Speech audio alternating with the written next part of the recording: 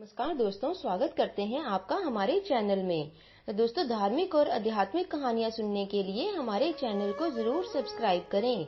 आज की कहानी का नाम है हर हर महादेव। एक समय की बात है, उत्तराखंड के किसी शहर के नजदीक बड़ा ही घनघोर जंगल था।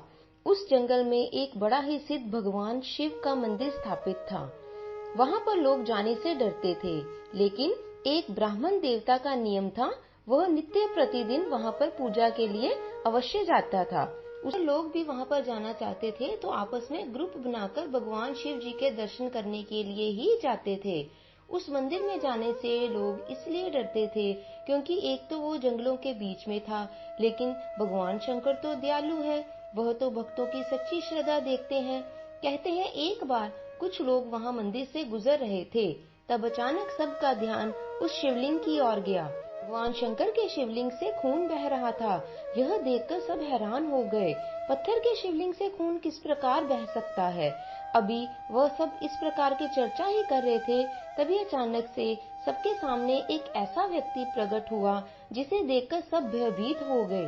वह इतना क्रूर था, उसके एक हाथ में भाला था और दूसरे हाथ में उसने धनुष उठा रखा था और उसके पीछे अंगों पर तीर कमान चढ़े पड़े थे। उसे देखकर गांव वाले डर गए, वह इधर उधर भागने लग पड़े। तब वह व्यक्ति कहने लगा, अरे भागो मत, मैं तो यहाँ पूजा करने आता हूँ। तब वह कहने लगे, तुम यहाँ से बाहर निकल जाओ, तुम्हें किसने पूजा का अधिकार दिया है? जब मंदिर में रोज पूजा करने वाले ब्राह्मण ने उस व्यक्ति को देखा तो उसे बड़ा ही क्रोध आ गया। तो ब्राह्मण कहने लगा, अच्छा, इसका मतलब तुम रोज आकर शिवलिंग को गंदा करके जाते हो। तभी मैं सोचता था, मैं तो रोज सफाई करके जाता हूँ, कौन यहाँ पर आता है और खून के निशान लगा कर जाता है। देखो, आज तुम्हारे कारण हमारे भगवान हमसे रुष्ट हो गए हैं, उनके शिवलिंग से खून बह रहा है। जब उस शिकारी ने यह बात सुनी तो उसका मन द्रवित हो गया। वह सोचने लगा, भगवान शंकर का खून बह रहा है, तुम जाकर वैद्य को बुला लाओ और डॉक्टर को बुला लाओ, किसी हकीम को दिखाओ, भगवान का खून बंद हो जाएगा। तब वह ब्राह्मण कहने लगा, भगवान तुमसे रुष्ट हैं, तुम्हारी पूजा से रुष्ट हैं, तभी यह खून बह रहा है। तब वह शिकारी कहने लगा, मेरा मन सच्चा है, मेरा हृदय भी सच्चा है, कभी मैंने कोई पाप नहीं किया है। मैं सच्चे भाव से सिर्फ शिकार करने के लिए ही जाता हूँ और नित्य प्रतिदिन परमात्मा का दर्शन करके शिवलिंग पर फूल चढ़ाकर बाद में ही अपने कार्य करता हूँ। मैंने कोई पाप नहीं किया है। तब ब्राह्मण के साथ अन्य व्यक्ति भी उसे धमकाते हुए कहने लगे, अभी का अभी तुम मंदिर से बाहर निकल जाओ, अन्यथा तुम्हारे साथ बहुत बुरा हो जाएगा। तब वह शिकारी कहने लगा, मेरा तो नियम है, मैं प्रणाम करने के बाद ही जाता हूँ। इस प्रकार उसने अपना धनुष उठाया और एक भाला एक तरफ रख दिया और वह शिवलिंग के नजदीक जाने लगा। वह था तो हट्टा कट्टा, उसे देखकर अन्य लोग डरने लगे। जैसे ही शंकर भगवान के शिवलिंग के नजदीक पहुंचा तो देखकर हैरान हो गया, शिवलिंग से खून की धारा बह रही थी। उसने पुनः सबसे कहा, जल्दी से जाकर किसी को बुलाकर लेकर आओ, वह आकर इनका इलाज करे, पर कोई भी मानने को तैयार नहीं था। तब उसने हाथ लगाकर शिवलिंग को देखा, तब शिवलिंग के नेत्र से खून बह रहा था। वह सोचने लगा, मैं क्या उपाय करूं जिससे यह खून बंद हो जाए। तभी उसने बचपन में किसी से सुना था कि जिस स्थान पर खून बह रहा हो उसी स्थान पर उसके समान ही कोई दूसरी वस्तु लगा दी जाए तो खून बंद हो जाता है। उसने विचार किया, अब ये तो भगवान शंकर की आंख है, इनकी आंख से तो खून बह रहा है, अब मैं क्या करूं। तब उसने अपने शरीर पर टंगे एक कटार को निकाला। उस कटार को निकालकर हाथों में लेकर उसने अपनी आंख निकाल दी।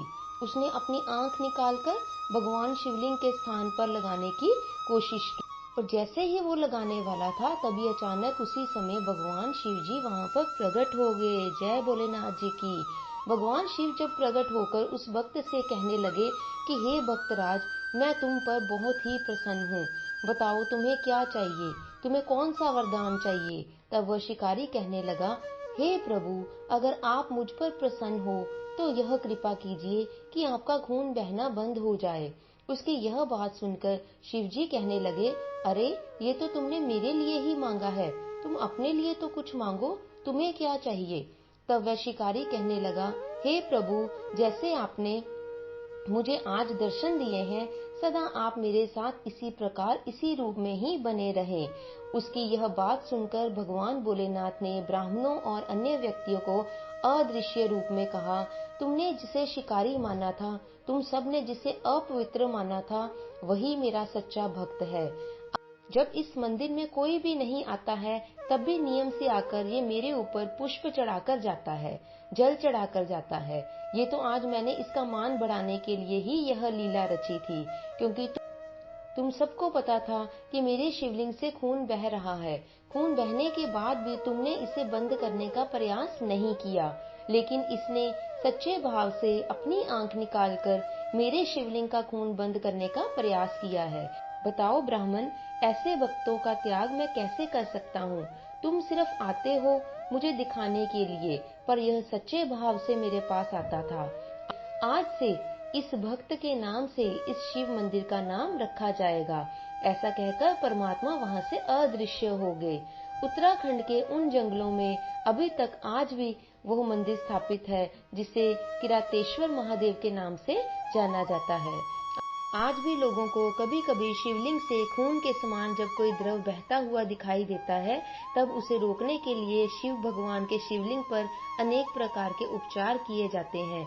उसे दूध से नहलाया जाता है, उसे घी से भरा जाता है। कहते हैं 2-3 दिन तक यही क्रिया चलती रहती है। उसके उपरांत अपने आप वह द्रव्य बंद हो जाता है। कितना चमत्कारी वह मंदिर है। तो बोलो जय शंकर भोलेनाथ जी की।